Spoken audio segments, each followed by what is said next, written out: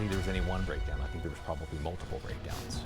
And unfortunately that, cost the lives of two young children. 9 months ago, two 3-year-old boys were killed when a parolee with a documented history of meth addiction slammed through a horse stable and then hit them.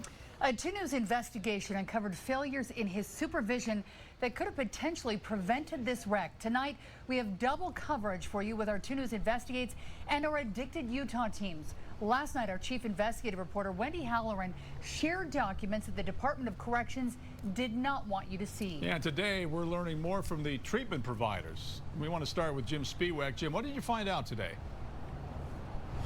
Well, last night, Wendy reported that Kent Cody Barlow tested positive for meth and drugs just 3 weeks before this tragic incident. We have been reporting on substance abuse-related issues as part of our Addicted Utah team for the better part of 3 years now. So today we went and talked with the treatment facility, who says that there is a blind spot in the reporting system.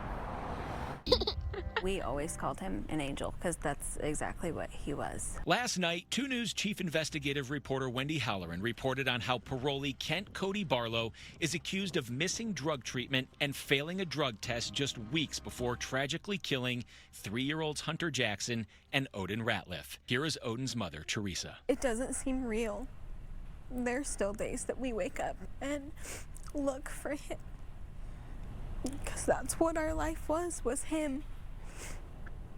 And it still is. The Addicted Utah team found that in Utah, there was mandated reporting for some treatment programs for missed and failed drug tests. That changed during the expansion of Medicaid just a few years back. So today, there's just best practices. It's definitely a blind spot in the system. Right hand talking to the left hand is the ideal.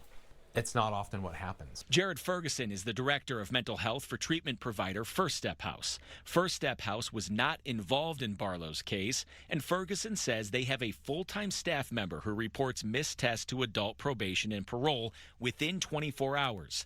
He would like to see that required by law and financially incentivized for accountability. This might be a situation where we could have done more sooner to mandate this kind of reporting. Which is too late for Odin's mother, who is now just left with his memories. It didn't matter whatever it was. You were his friend, you were a person of his, and he would take you anywhere and everywhere.